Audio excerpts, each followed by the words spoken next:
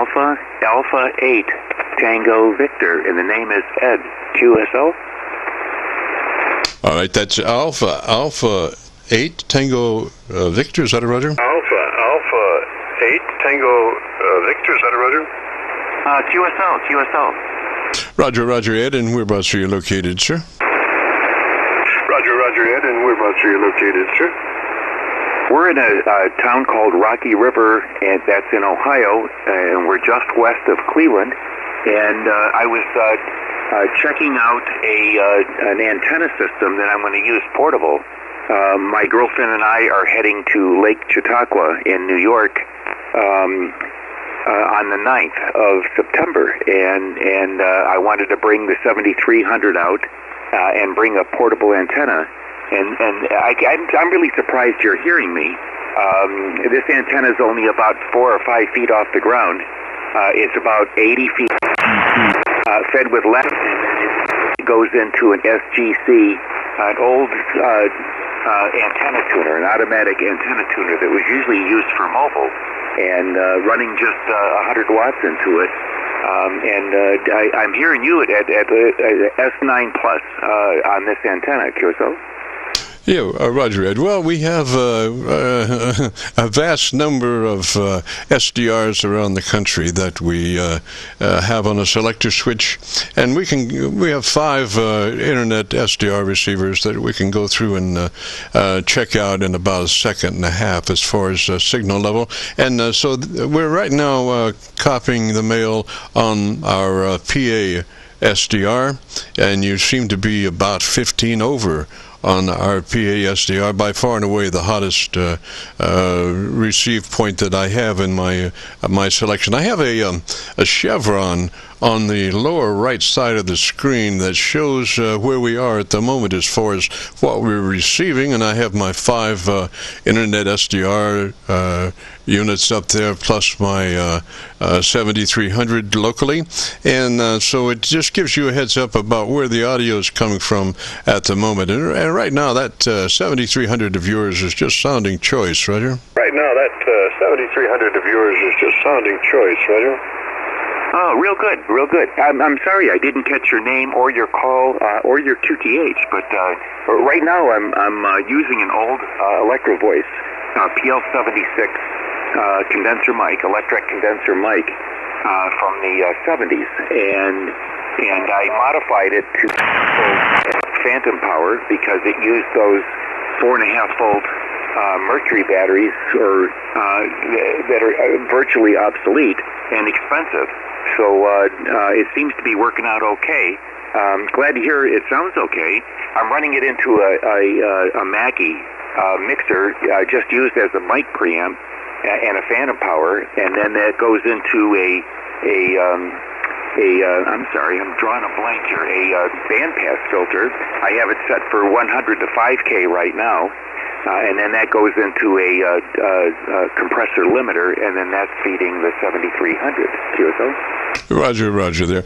Probably, Ed, the most important thing, I think, is to double-check your transmit bandwidth, TBW.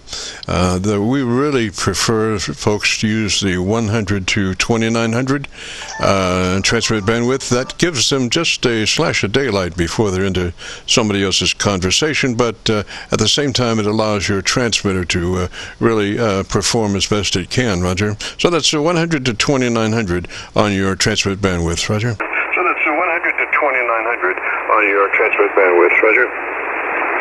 Yeah, that's the bandwidth I have set on the 7300 right now. I'm feeding it a little bit more than that, but I know for sure it's choking that down to that exact bandwidth. I'm primarily operating on AM, on 40 and 75 meters, and this mic is full bandwidth. It will easily do 20 kilohertz, so that's why I limit the top end. If the band's quiet, crowded, I will back down the top end to 3K. But I leave it at 5 if the room allows for it. So a lot of the AMers are running the old broadcast transmitters, and they sound quite good. So I have I'm drawing a blank again. Oh my gosh, my bandpass filter. I can set the low end and the high end, and like I say, right now it's set for 100 to 5K. So that seems to work out real well on AM. I've used the 7300 a few times on AM, and it actually sounds quite good from what I've heard from others. So I love this radio. Like I've heard you talking to another fellow earlier and raving about the quality of this radio, and I think it's fantastic. So we're getting the cabin out in the woods, and I wanted to bring an antenna out, and this one looks like it's a winner. It seems to be working okay. Like I say, I'm surprised anyone can hear me with it, 5 feet off the ground. Could you again give me your call and name? This is Alpha Tango Victor, Ed in Rocky River. Sorry, Ed. The name here is Jim, Juliet India Mike, and the call sign is Kilo Charlie 9, Victor Kilo Victor. That's KC9VKV, and we're located around Louisville, Kentucky. We're on the Indiana side of the Ohio River, right at Louisville.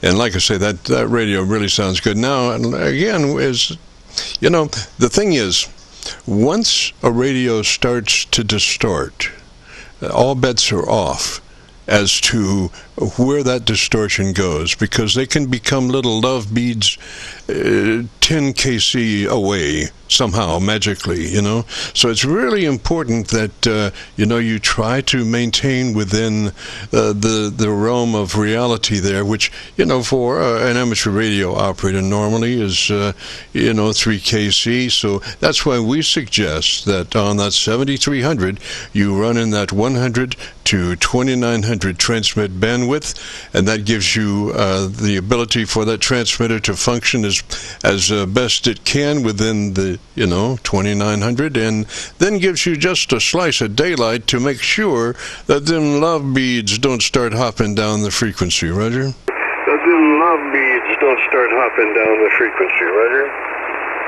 QSO, Jim, and it was real good to meet you, and I've heard you on before, but I don't think I've ever said hello, but I'm really glad to make your acquaintance.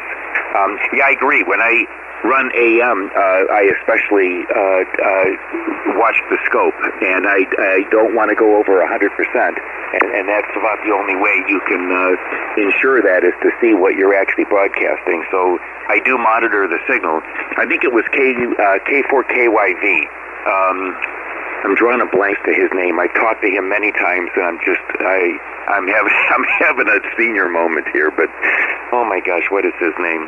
Anyway, he said running AM without a scope is like driving at night without headlights, and he couldn't be more spot on with that analogy.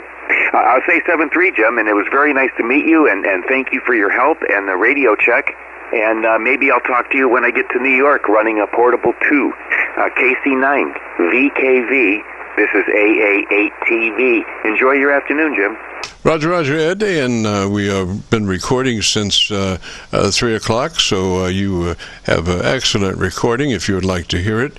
If you go to YouTube and do a call letter search for Kilo Charlie 9, Victor Kilo Victor, followed by the word logbook, that will take you to this recording. It'll be cut number 1 in a series of 3400, and I'll have it uploaded to YouTube by noon tomorrow, Roger. Have it uploaded to YouTube by noon tomorrow, Roger. Oh, fine business, Jim. Thank you very much. I'm looking forward to listening to that.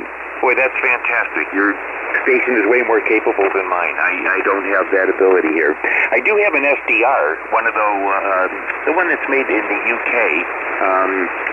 It's an SDR Uno or Duo, or I don't remember now. It's about the size of a pack of cigarettes, and it plugs into the computer, and it works surprisingly well. And then I do listen to some other stations around the country via the internet. But I love the technology. I've been in the hobby since 1968, and I like the marriage of modern tech and old tech. All my AM gear is from the 50s, so it's very fun to keep these old gals up and running and sounding good on the air. KC9VKV from AA8 AA8TV 73, Jim, and thank you again. Roger, Ed. I've got some Drake stuff around here myself that I try to keep running from time to time. It's always a big experiment when you fire them up, particularly at the higher frequencies. They come and go a little bit on the higher frequencies. It takes a while. I've tried to heat the oscillator and cool the oscillator, and it doesn't make any difference. It's going to wander. So you play a touch up on 10 meters, but it's a great radio. 73 there, Ed. You have a great afternoon, and if you get a chance, join us next Friday. This is the Friday afternoon Qso-Vlog net. If you have a radio you want to check out, give me a shout.